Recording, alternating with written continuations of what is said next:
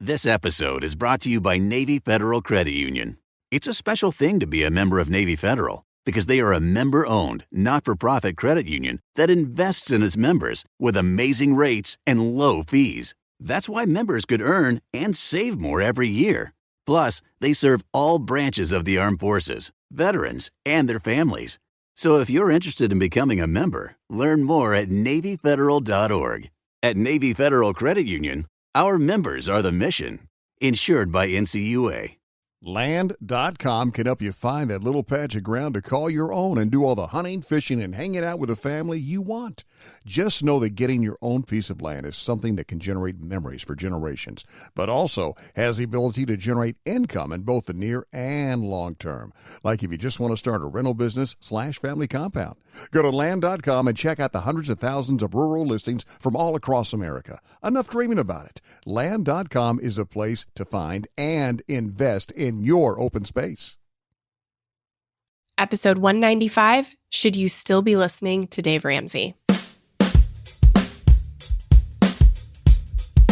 Welcome to the Frugal Friends podcast, where you'll learn to save money, embrace simplicity, and live a richer life. Here are your hosts, Jen and Jill. Dun, dun, dun.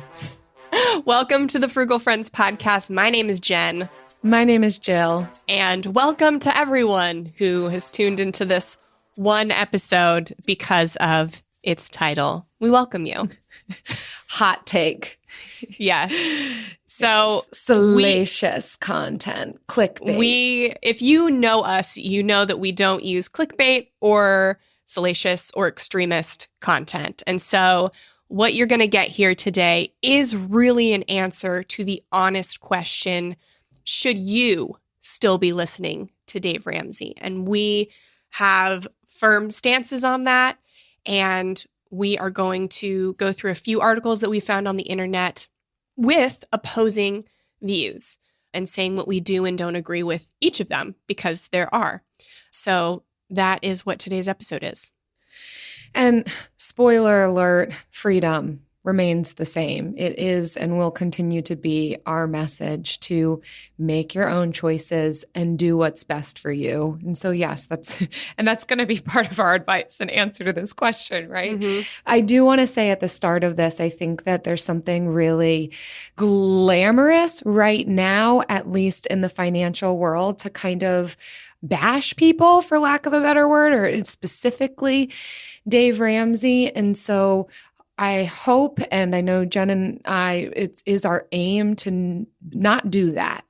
We want to specifically be looking at what is going to be financially beneficial for us, not get a leg up in this industry because of who we do or don't like their personhood. So we want to be very careful about that at the start here. We think that it's important to be talking about because while I don't want to discount someone's humanity or who they are as a person, when we're talking about where we do and don't get advice from, what we do or don't follow, it's important to have this conversation of who are the big talking heads in the industry, what's helpful, what's not, where can we be going for valuable, helpful resources and tips. So that's the perspective that we're coming at this from, partially because it is a topic of conversation right now. Should I be listening to Dave Ramsey? There's so many people out there talking and so many different opinions flying and a lot of angry people. We have encountered a lot of angry people in 2020, 2021, 2022. And we want to... It's only 14 days into 2022. Already angry. We're already angry. We want to bring it back down a little bit. We want to answer these questions. We want to bring a realistic approach. We want to be kind and we want to speak freedom. And so that's the message. I am sure we're still probably going to tick people off. So we'll check the inbox in about a month. But yeah. But first, before we start making people upset, let's have a word from our sponsors. The Frugal Friends shop.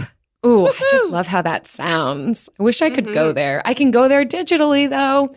So to help you achieve your financial goals faster, this year we're giving our listeners $30 no minimum spend to use in the Frugal Friends shop. We have several challenge workbooks to help you on everything from budgeting and impulse spending to minimalism and habits, all the essentials. So head to frugalfriends.shop to check them out and use the code NEWYEAR30 for $30 off at checkout. Because, it's a new year and you're getting $30 off. New year, 30. Yeah, Do no it. minimum spend. So go get yourself a challenge workbook. This episode's also brought to you by the radical middle. It's that place that's in between two extremes and, contrary to some belief, is neither neutral nor complacent. The radical middle is a firm stance on taking what works and leaving what doesn't. Those who take a stance in the radical middle will often endure side effects, including headache, nausea, loss of Facebook friends, criticism of held beliefs, and more. The radical middle. If you're looking for a perfect side, you won't find it here. Yes. Oh, whew. And that's it, folks. That's our podcast on everything you need to know to respond to 2020, 2021, and 2022. Well, there you go. Okay.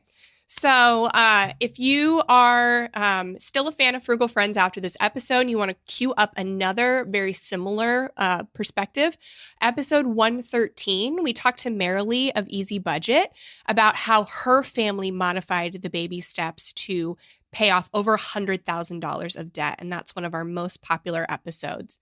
She has an amazing debt-free story, and we love debt-free stories on the Frugal Friends podcast.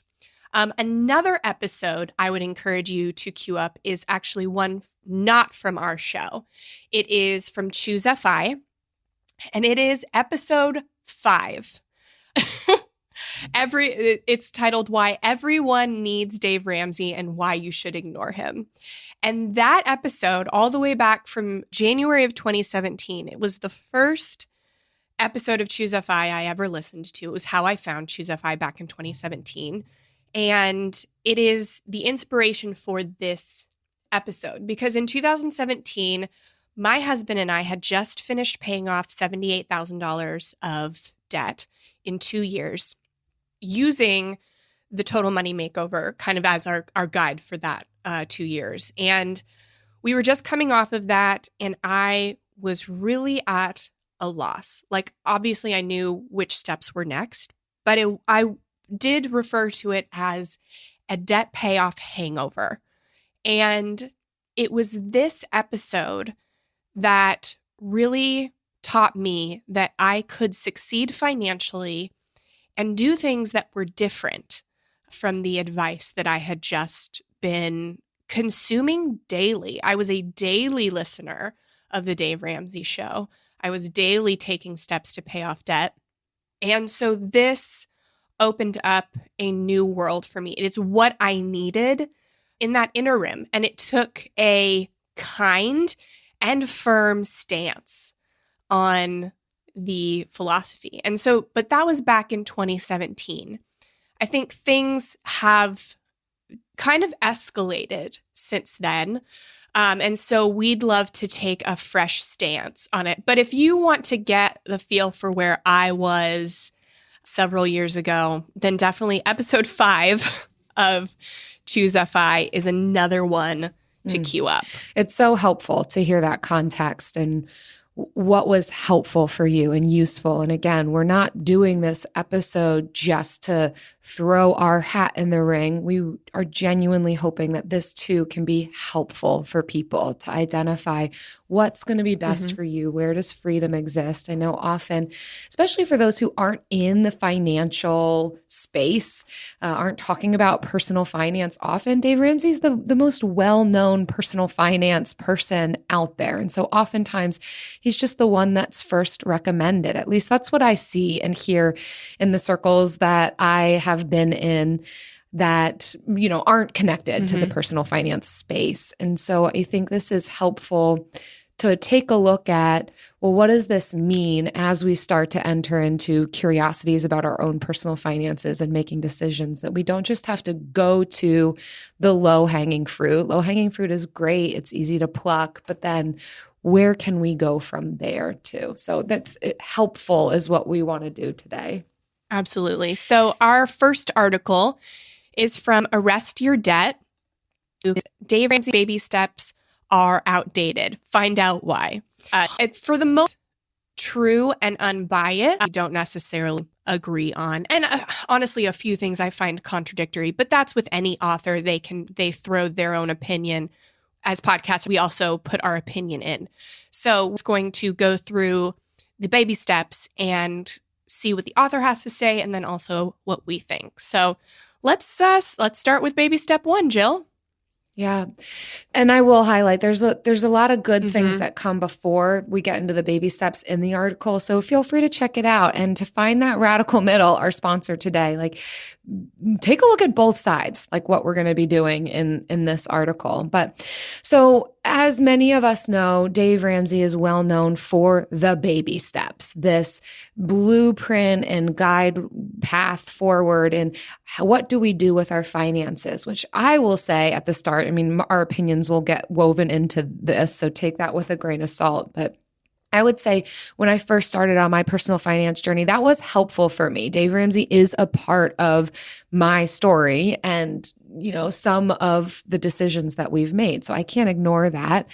And there's something really tangible about that. And I think useful to say, where do I start? And then what should I look at next? So Dave Ramsey and the people around him did that, these baby steps. And the first one, many of you are familiar with, is to start an emergency fund.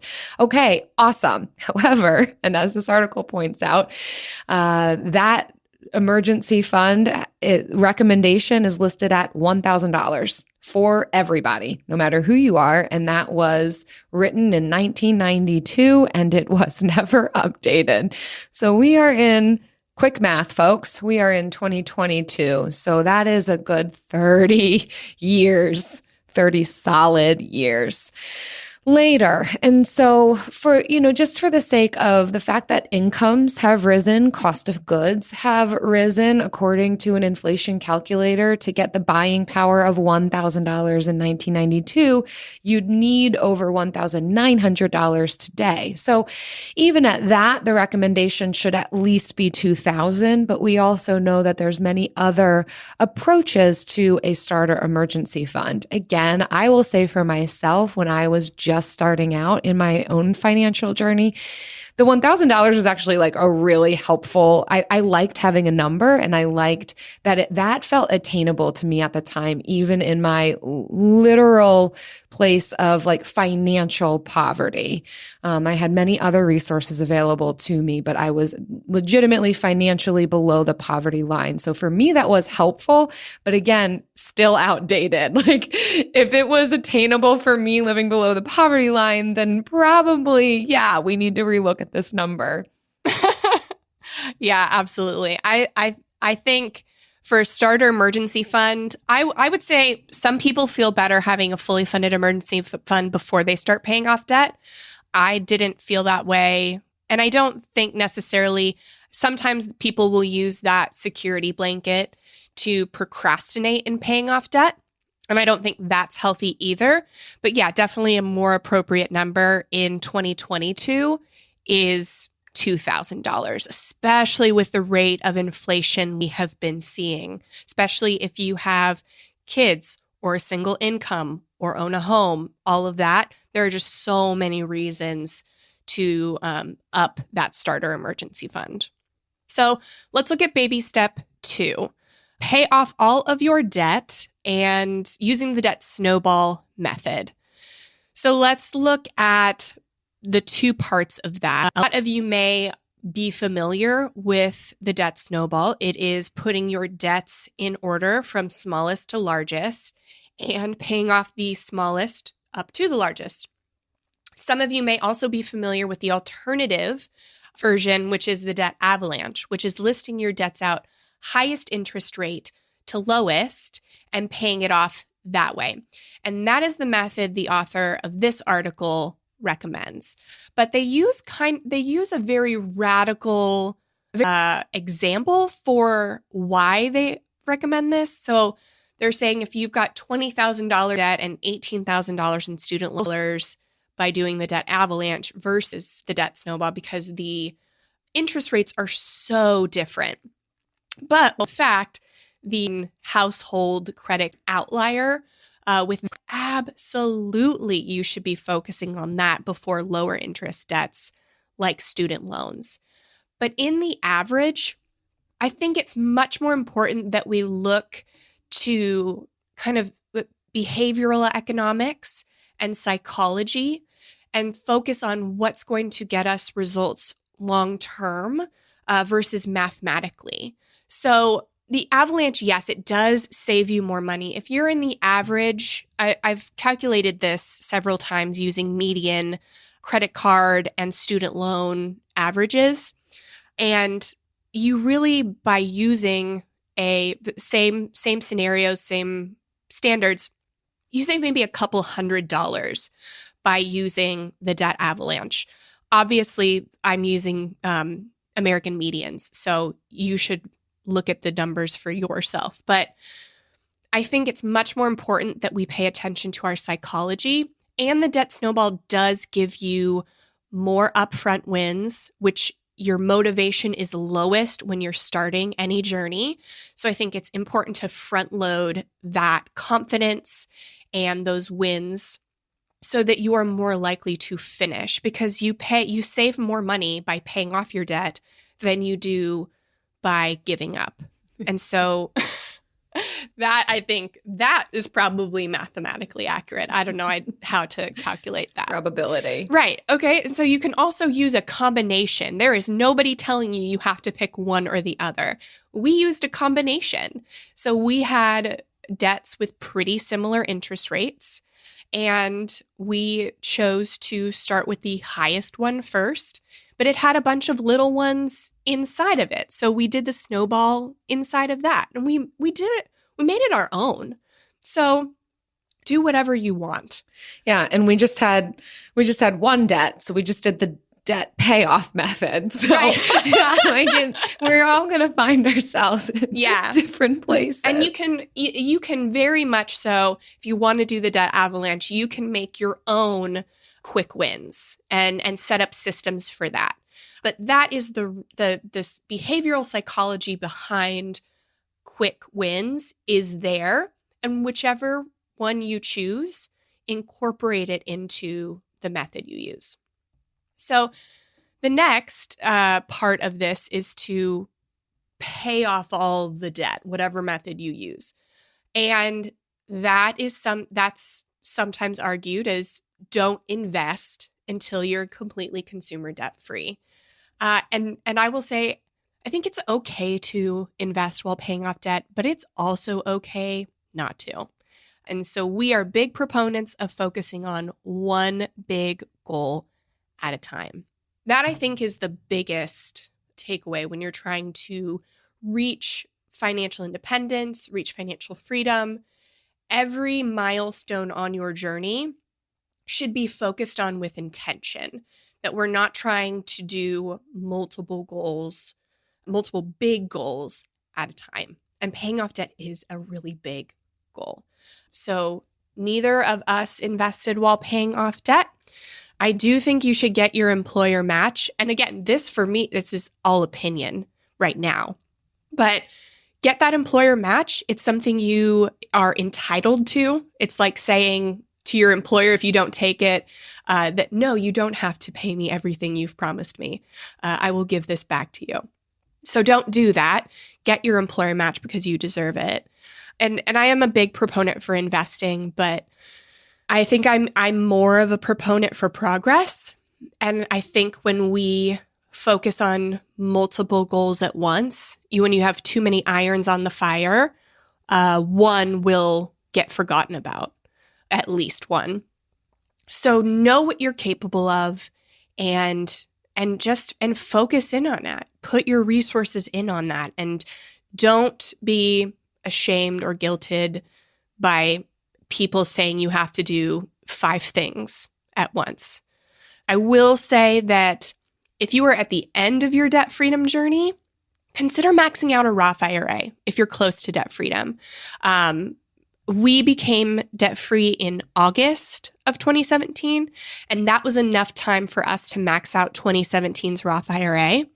I know 100% of people who are debt-free would go back and add a few months to their debt payoff journey if they could get an extra $6,000 in the Roth IRA. The limit is low, and once tax day comes, you lose it for the previous year. And so if it comes down to adding a few months to your debt payoff journey to be able to put a little extra in a Roth IRA, that is one thing. Thankfully, we didn't have to do differently because it just was a good timing. But I would say that that's a really good reason to invest while still paying off your debt. Jill, thoughts? I know I just bleh.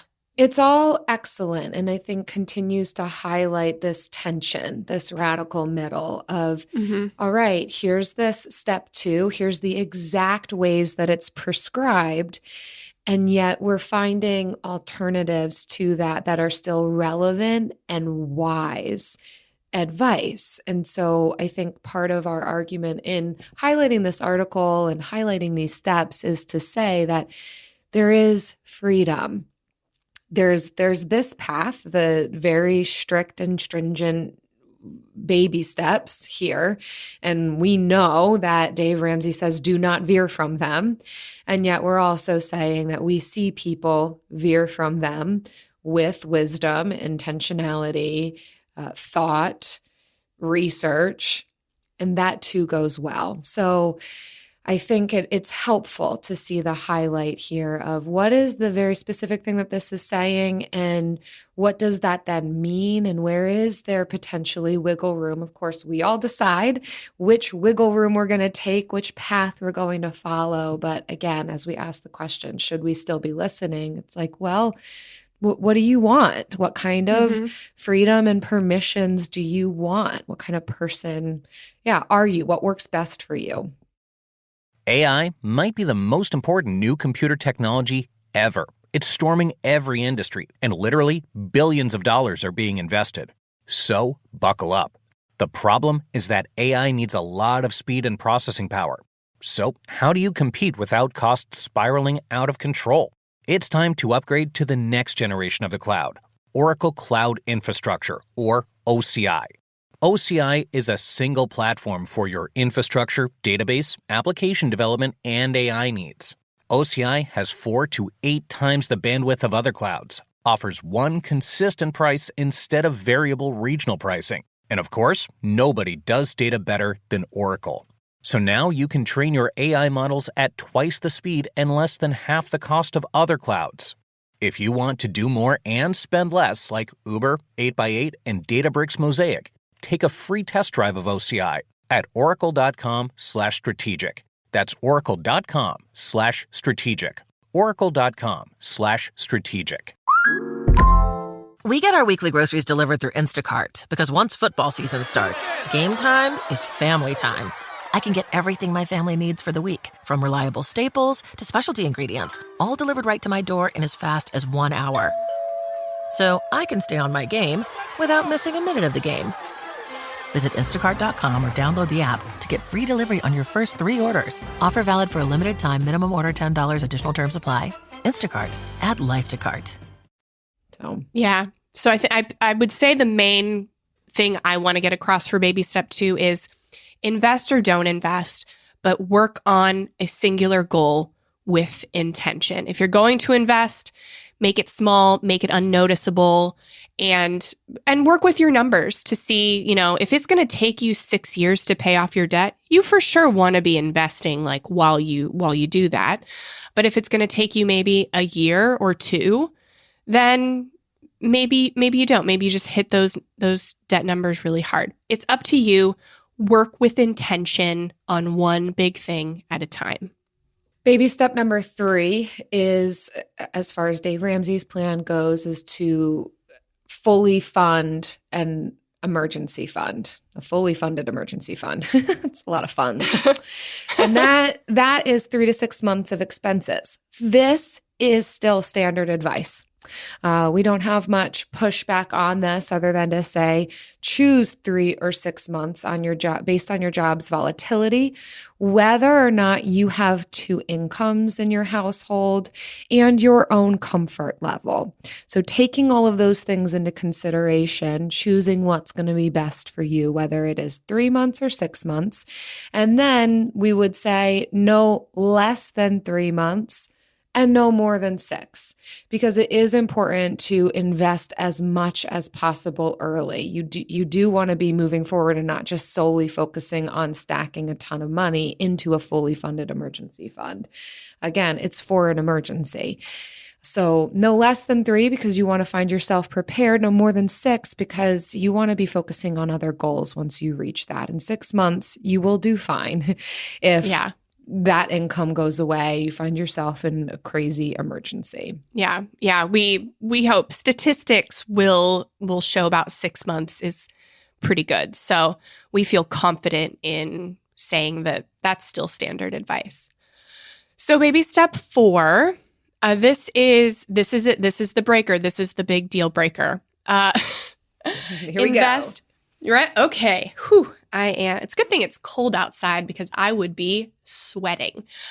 Invest 15% of your income in Roth IRAs and tax-advantaged accounts, which is still very standard advice. 15% is fine for those starting early, maybe in your early 20s, but most people will say 20% is ideal for most people, regardless of when you're starting. Unless you're making well into 6 figures, there's no need to save 50% of your income. I love you, FIRE people, but I mean, a number that big can cause a lot of unnecessary stress and pressure. And yeah, I mean, play with your numbers. So Bankrate actually has a great retirement calculator that we will link in the show notes, and it allows you to play around with percentages specific to your numbers. Oh, that's awesome. So yeah, and it's just the retirement planning calculator from Bankrate, and it's a really good one. But we'll link it in our show notes. Yeah, so 15% to honestly 20. 20 is a personal opinion of mine, but depending on people's income, it may be more or less. I used to, when I would listen to the show, people would always be calling in and see how they could get around the 15% rule and invest less. And Dave would get mad. And now I understand why. It's because investing is so much more powerful than paying off debt. And that's not emphasized a ton on the show, but baby step 4 is the most important baby step. Baby step 2 is only important because it makes baby step 4 easier. And it comes down to that, what's the one thing by doing it makes everything easier or unnecessary? That's baby step 2. It makes investing easier. And so that's why we focus on that one thing, get it done, and then we can move on to the bigger and better things, which are investing. So that's not the part I have a problem with. And I love Roth IRAs and tax-advantaged retirement accounts because the biggest fees that you will pay are the taxes on when you are working for your money. When money works for itself and compounds on interest, that money is taxed at a far less rate than what you are taxed on for your time, which to me is unethical, but hey, whatever. So, if you see a law ever to get that abolished, vote for it. But you should be investing because the money that your money is making essentially saves you more money than when you are working, for exchanging your time for dollars. So it's more efficient to have your money working for itself, essentially. So that's great too. It's Dave's actual investing advice. And that's the only thing I will say about his advice that is bad, because it's not in the best interest of his listeners. It is manipulative and self-serving. Overall, if you are unfamiliar, he insists that people use financial advisors that sell actively managed funds. He recommends this because he says they can get higher returns than low-cost index funds, which may not even be incorrect. Though time and time again, we have seen that actively managed funds do not outperform low-cost index funds. even the ones that do, it's not proven they can do it consistently over 40 years. And due to their high fees, investors who do out-earn an index fund still earn less over time over the long run because they are investing less because of the fees. So if anything, it is a wash, I guess. But the fact that you invest less because of upfront fees does mean that low-cost index funds do outperform time and time again. And no actively managed fund manager can stay consistently above the market for 40 years. It's just never been done. So Dave Ramsey will never change his stance on this. In 1992, index funds were available. They were still a quarter of the price of actively managed mutual funds, so they were still lower cost. They were not as easily available, so it was still a good idea to go through a financial advisor to get your mutual funds.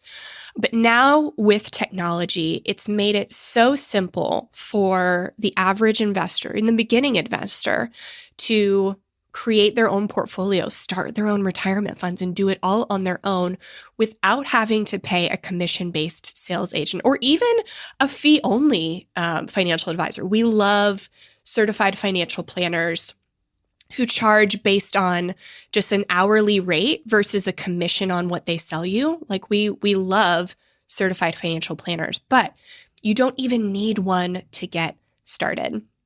But Dave Ramsey will never change his stance on this because his endorsed local provider program, his actual financial advisor advertising program is what it is. It's the most profitable arm of his entire company. So the money, it's not just advisors, it's realtors and other stuff, but the money these advisors pay him every month to advertise their business, it makes more than financial piece sales, radio ads on his show, book sales, everything else. So those are marketing tools to get you, everything else is just a marketing tool to get you to sign up with ELPs, which from people I have spoken to about their experience with ELPs will tell you the majority that those people, they don't have to follow the Dave Ramsey system to advertise. They just have to say they do. And so I would say before blindly following financial advice, we should always ask why. That's probably my favorite quote of this whole article. Before blindly following financial advice, we should always ask why or who's getting paid. So that's probably the second most thing I'm passionate about that's contrarian to the whole Ramsey ecosystem. We'll talk about the first thing in the next article. Mm-hmm. And I'm so glad, Jen, that you've highlighted this and I can hear your passion for this. And it's part of why, before we hit the record button, Jen was like, I've been wanting to do a show like this for since we started this podcast. And I think partially in part to the podcast you referenced earlier that you listened to that helped you on your journey. And so I think, again, when we say we want to use this platform, the Frugal Friends platform, to help people, here we go. This is the main part of this episode that we hope would be helpful for people, that there are ulterior motives. For many people, we try to be as full disclosure as possible with some of the advice that we give, that yes, sometimes we talk about businesses, corporations, organizations who are giving us a kickback to talk about that. We will be transparent about that. And we will, at the end of the day, always speak freedom to that there's not just one way. There are other options that you can pursue. And so highlighting this very piece, even if you follow all of the other advice and steps strictly and stringently, this is important to know that there is a very real reason, money lining the pocket to, push this specific form of investing that we would push against. Yeah. And I'm not guessing on the fact that the ELP program makes the most money in Ramsey Solutions. Somebody who worked at Ramsey Solutions who does not anymore told me this. So I'm not guessing. And I'm not we don't use personal opinions and education when we're trying to help people. And I'm super passionate in how unethical this is, but I wouldn't let my personal opinions I don't know. This is just something that I feel is extremely unethical. And it's a personal opinion, but it's also like in reality unethical. Yeah, because it utilizes people's, like, we love it if we can find the one thing and we only have to follow that one thing. It is harder work to blend and think for ourselves and figure out what's going to work best for us. And so then it is disappointing when the one thing might lead you astray and might not actually be in your best interest. And so we are advocating for a blend. Okay, let's move on to baby step 5, which talks about funding kids' college education. So, okay, yes, I'm going to speak now, my opinion. I think this is fine advice. It's fine where it sits in the version of next steps, but I think this also is irrelevant for those of us who don't have children. And people may choose various approaches as it relates to whether or not this is a financial goal of yours. So it is up to you on how extensively you would choose to do this. We, Jen and I, would recommend a 529. Jen uses Backer.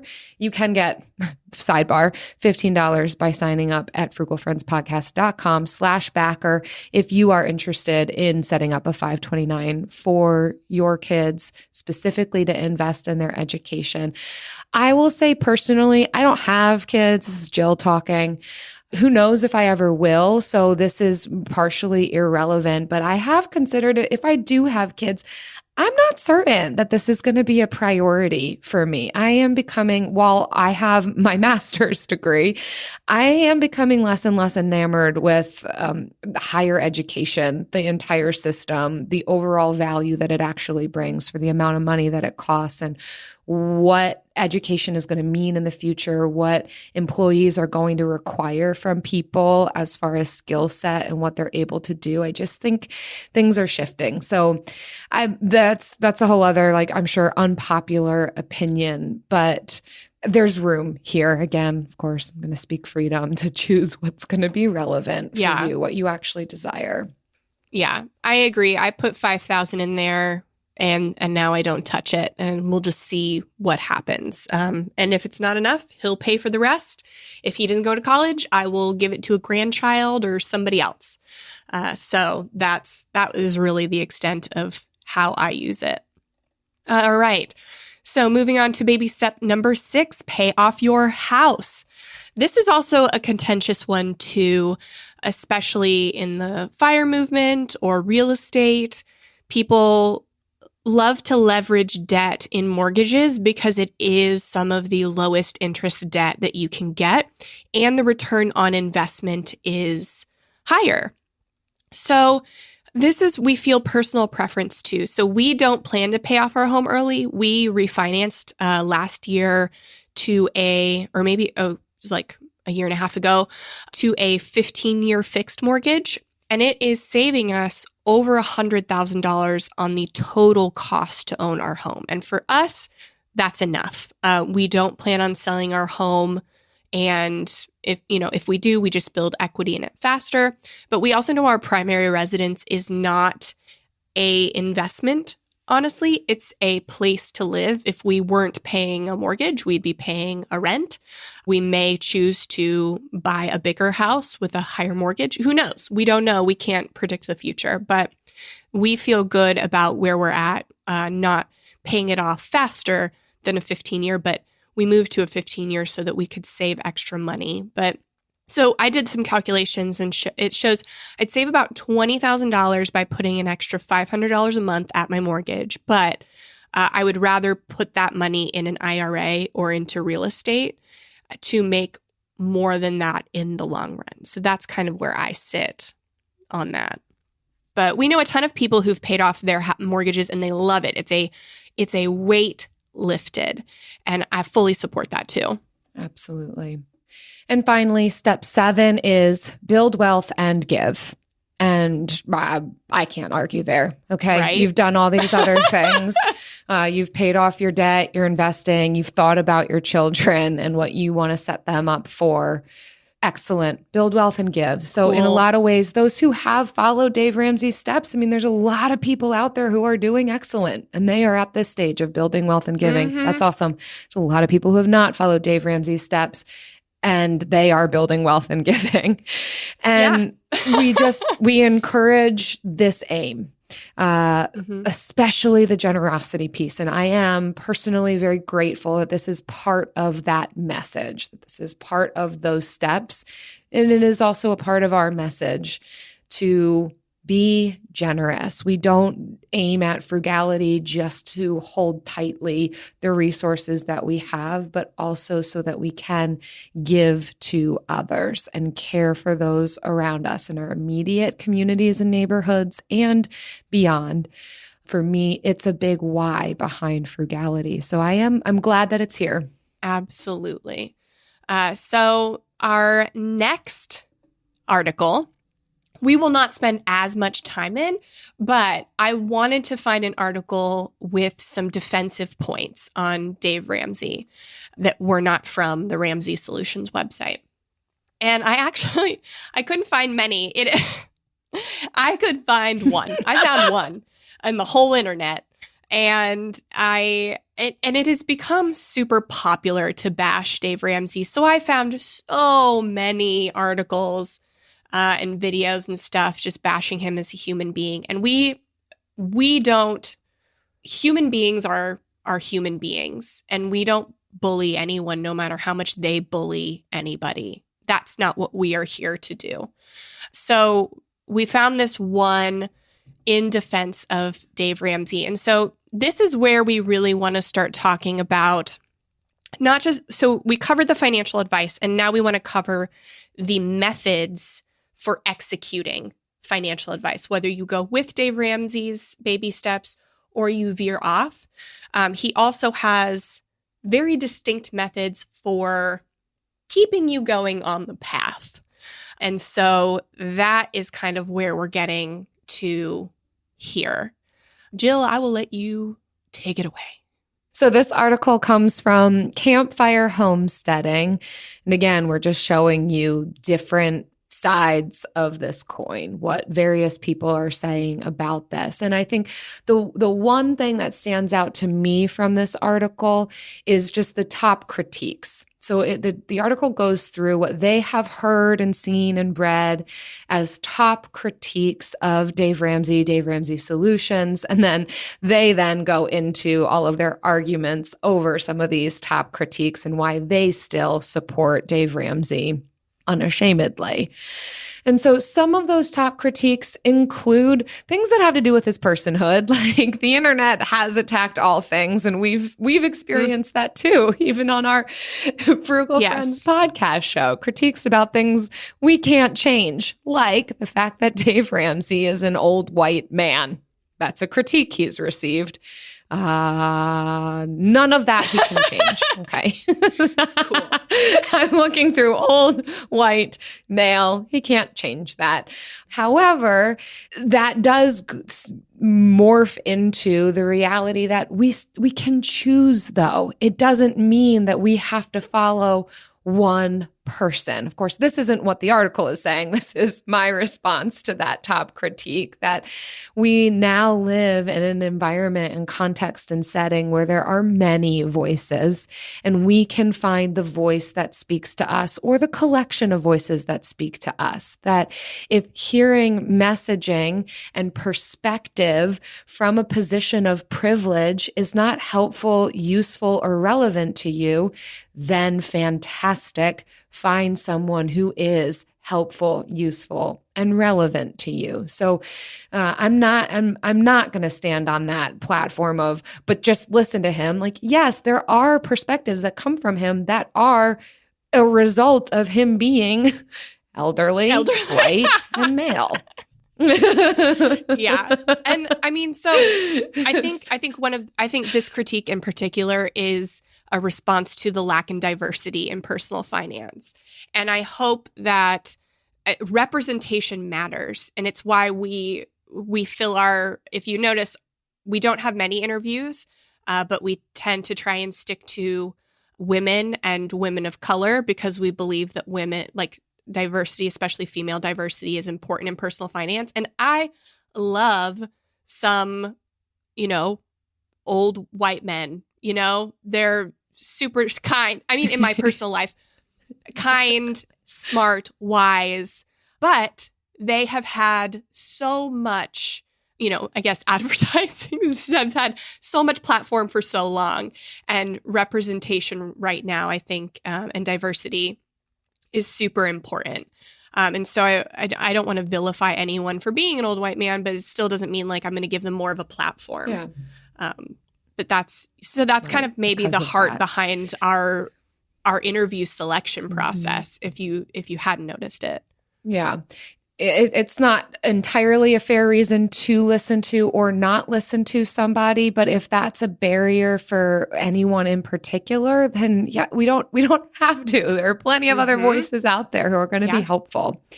And so maybe connected to that, maybe a little bit peripheral to that, is another critique that his advice is outdated. And we just went through an entire article that kind of highlights some of those key points, what's outdated, what remains. And so yes, I don't think that can be completely argued. There are aspects that are outdated. Why he sticks to it dogmatically, that's maybe another story. I've yet to see an article about that, but okay.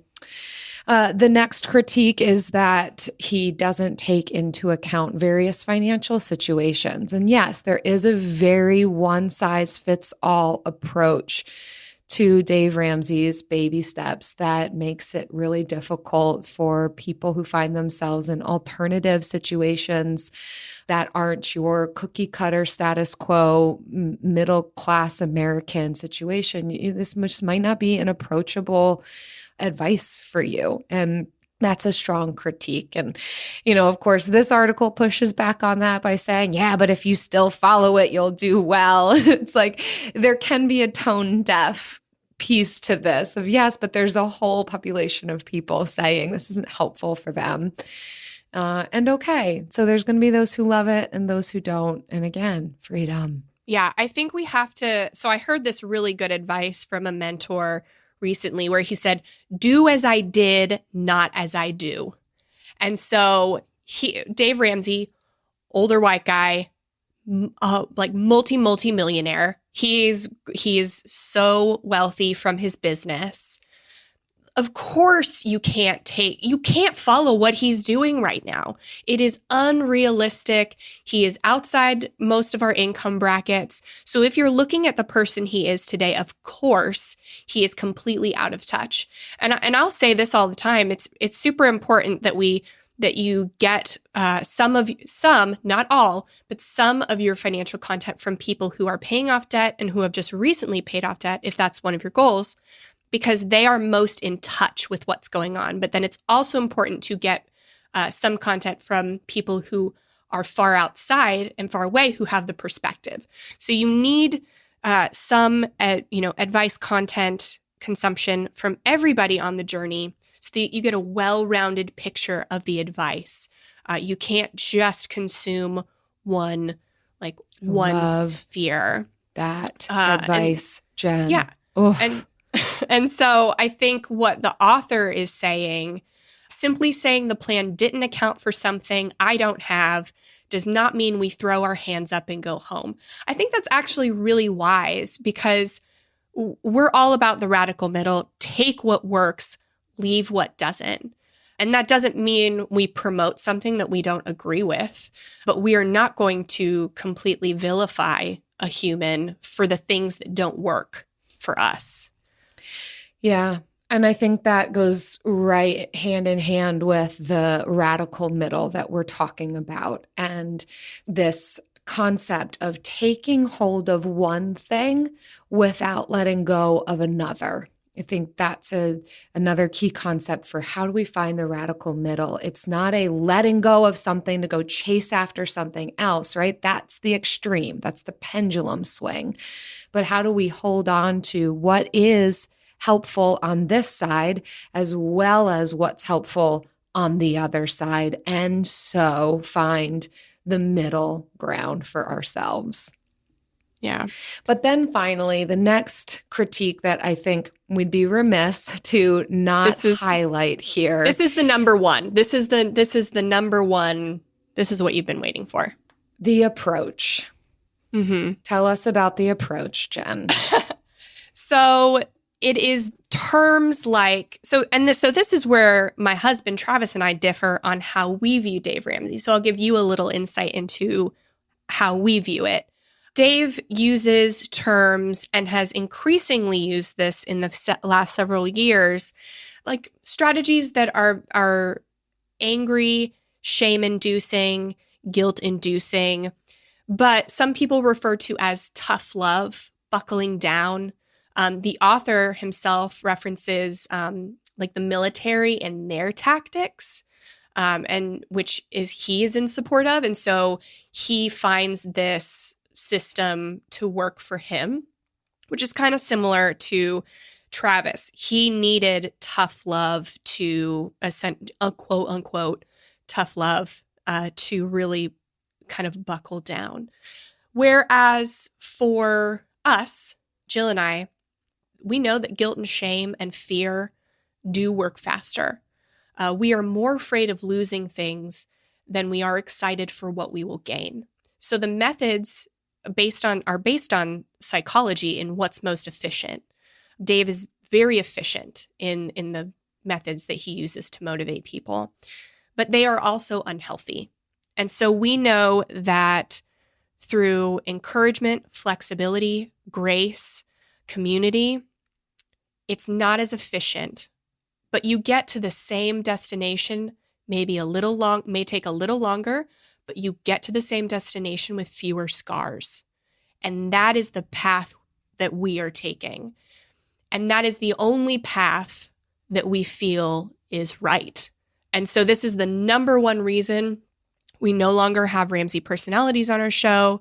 We no longer get invitations to go to Ramsey events. It was fun while it lasted. It was cool. I'll say they throw a good party. Of that community. Yeah. So that's our hard stance.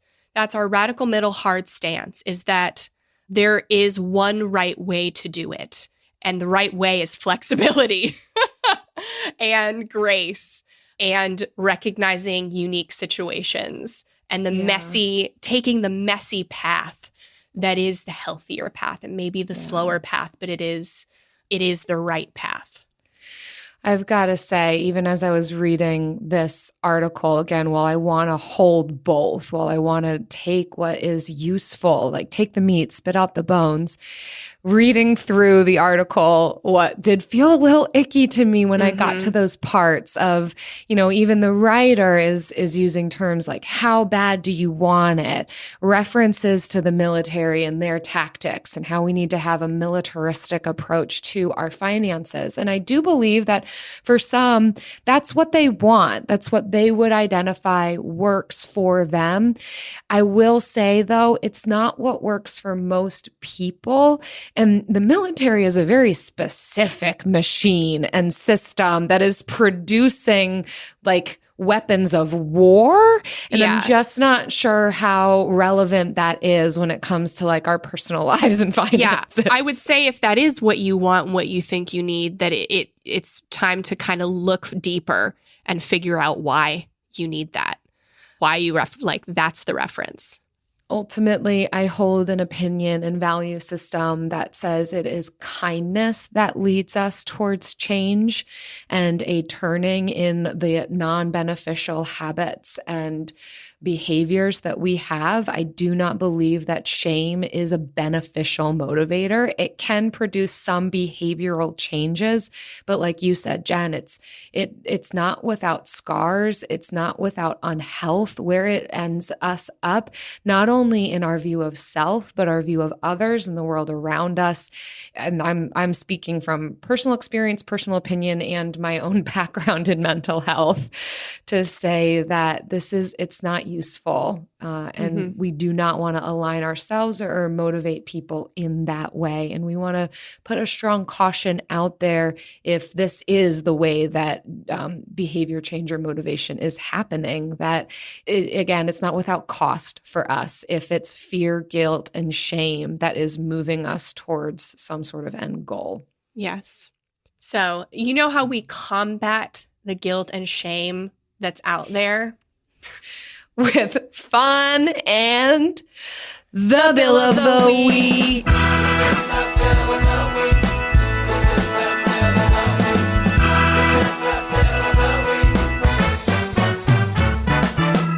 That's right. It's time for the best minute of your entire week. Maybe a baby was born and his name is William. Maybe you paid off your mortgage. Maybe your car died and you're happy to not have to pay that bill anymore. Duck bills, Buffalo Bills, Bill Clinton. This is the Bill of the Week. Hi, Jen. Hi, Jill. This is Kate from Illinois. And my Bill of the Week is I just sent in my first mortgage payment. We bought our first home in this really wild market right now, but it's a great house for us. We were able to put down 10%, feeling really great about that. Not too much house. And we're just pumped to be entering this extra step into adulthood. So that is my Bill of the Week. Cheers, ladies. Oh, that's awesome. Yes, congratulations. It was an insane market. So that definitely deserves a bill celebration. Oh, an especially exciting moment to be able to pay 10% down payment on your house, to be getting into a house. How wonderful. We hope that you enjoy every minute of that. And it can be exciting to have a bill that we don't mind paying, because it means we have a home of our own that we can call home. Yes. So well done, and congrats. We're celebrating with you. If you want to submit your Bill of the Week, visit frugalfriendspodcast.com/bill to leave us a bill. We get our weekly groceries delivered through Instacart because once football season starts, game time is family time. I can get everything my family needs for the week, from reliable staples to specialty ingredients, all delivered right to my door in as fast as 1 hour. So I can stay on my game without missing a minute of the game. Visit instacart.com or download the app to get free delivery on your first 3 orders. Offer valid for a limited time. Minimum order $10. Additional terms apply. Instacart. Add life to cart. Freedom is the key to any good relationship. It's about being around each other because you want to be around each other, not because some contract or some inflexible data plan are holding you down. Consumer Cellular knows that a good connection with somebody isn't something you can take for granted. It's something you earn with every bill you send, every fee you don't charge, every charge you don't hide. That's why Consumer Cellular lets you walk away at any time. No feelings hurt. That's why at Consumer Cellular, you only pay for the data you need each month, whether it's 1 gig or a bajillion. So anyway, listener, Consumer Cellular wanted me to ask you if you're into that kind of thing, freedom, love, having a good time. If maybe you wanted to go steady. If you do, check yes or call us. We love talking on the phone. Consumer Cellular. When freedom calls, we're here to answer. Call us at 1-888-FREEDOM. And now it's time for Lightning Round. The lightning round. All right. Aren't you glad to change the pace for the second half of the show? The last 5 minutes. The lightning fast part. Yeah. Some of the most helpful advice we've received in thinking for ourselves, because we think that having a well-rounded view of personal finance information is important, and you need to think for yourself because your situation is unique. And if your situation is not unique, your desires are unique, and that makes your financial plan unique. So this is how we started into our, adventure from the money advice we were being told by Dave Ramsey and going off the beaten path.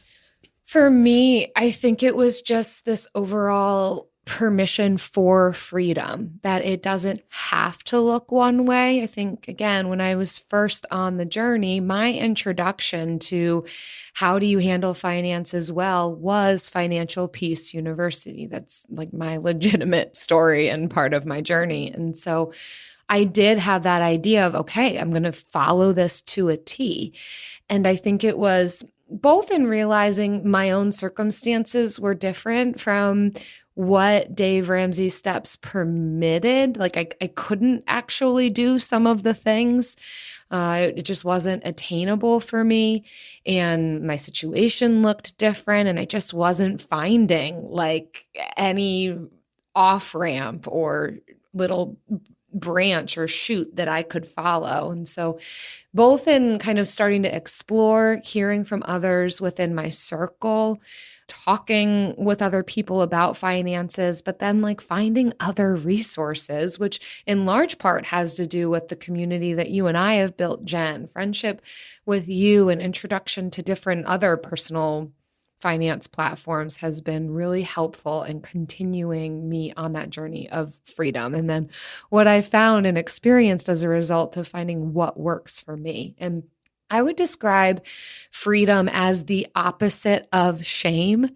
And shame is not just associated with, personal finance, but of course we can find a lot of shame in the personal finance space, spouted off by others and ourselves. I think we can be our own worst critic and enemy in this process, and our own internal narrative can be really non-beneficial for, seeing what the goals and achievements that we actually want to see. Like on the one hand, it could be somewhat of a motivator, but it can also be the biggest barrier and paralyzer and derailer of all time. So I think that's what gets in the way. It's a huge stumbling block. And so where I have found freedom, kindness, lack of fear, guilt, and shame, that has been like the best piece and advice that I've honestly received from people as I continue to think for myself, find a path that works for me. Yeah. I think any advice that insists that the ends justify the means is advice that you should not be listening to, because in reality, the end is death. So we are always living in the journey. The ends never justify the means. Life is the means.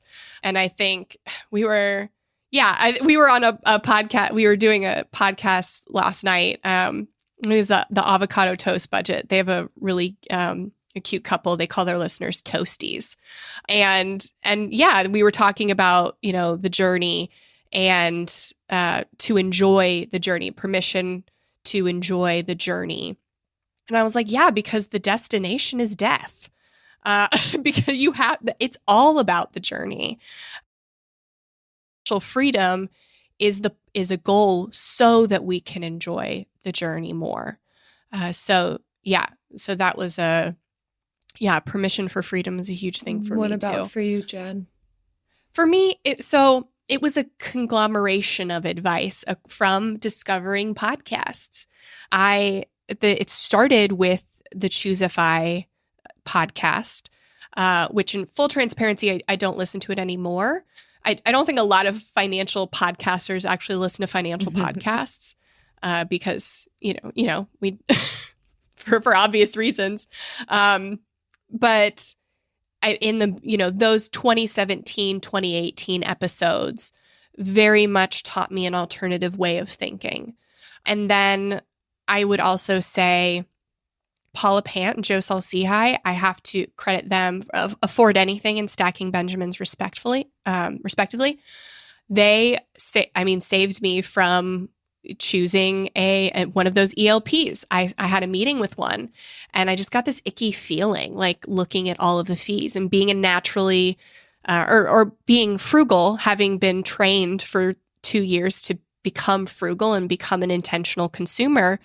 I just felt icky about all of the front end loads and fees. And it was through listening to them talk about index funds that I learned an alternative way. So I would say it's a collection of advice that I've heard from those who have gone before me.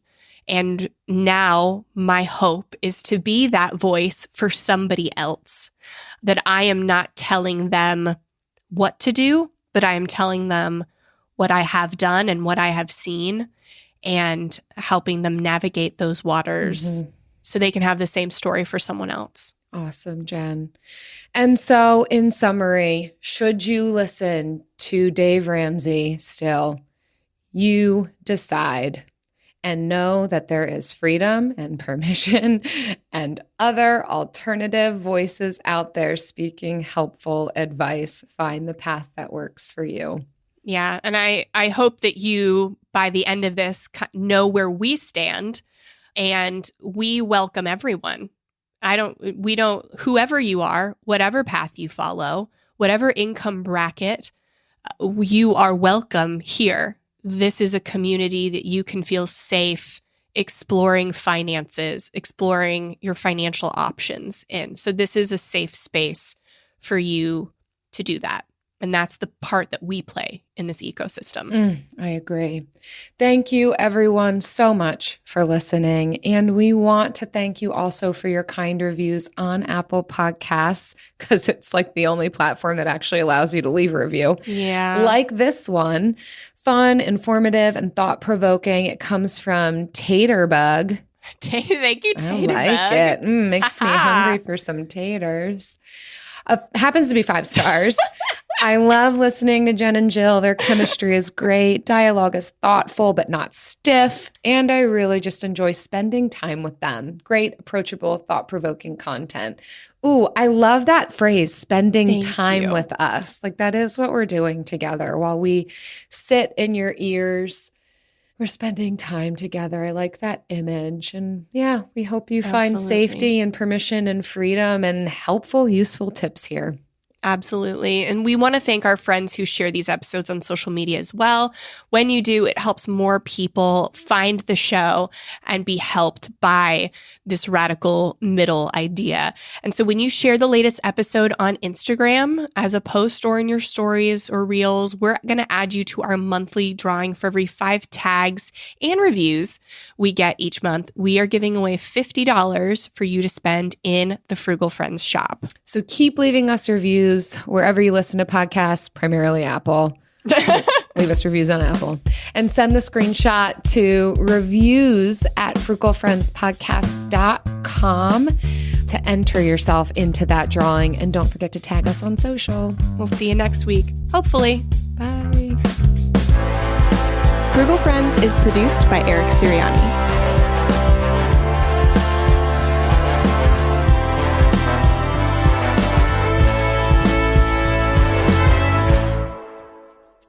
How do you feel, Jen? You still sweaty? Well, it's cold. Sweaty. It's cold in my house, so that's kind of saved me. We keep the heat off for as long as possible. Well, we did it. We did the thing that you wanted to do for so long. I know, and it is such a long episode. We're 2. I know. There's so much to say, especially as you seek to be even-handed with this and kind and helpful and useful. That's always our goal. Mm-hmm. And seek to minimize the 1-star reviews. Hey, if you don't have haters, you're not doing it right. Amen. That's what they say. That's what the haters say. But we still like the 5 stars. Oh, love the 5 stars. Actually, right now is a great time to leave us a 5-star review because we anticipate several 1-star reviews. Yes. And it also enters you into that drawing. Okay. Bye. Land.com can help you find that little patch of ground to call your own and do all the hunting, fishing, and hanging out with a family you want. Just know that getting your own piece of land is something that can generate memories for generations, but also has the ability to generate income in both the near and long term. Like if you just want to start a rental business / family compound. Go to Land.com and check out the hundreds of thousands of rural listings from all across America. Enough dreaming about it. Land.com is a place to find and invest in your open space. With the best all-inclusive vacation deals to Mexico and the Caribbean, booking your getaway with Cheap Caribbean Vacations means you have more freedom to do your deal. Whether you want to enjoy snorkeling, endless margaritas and more, or simply soak up the sun and sand in a tropical paradise, Cheap Caribbean Vacations has your deal for that. Plan and book the exact getaway you want at exactly the right price for you by using our exclusive budget Beach Finder, or find a featured all-inclusive package to Iberostar Hotels and Resorts and do your deal at cheapcaribbean.com.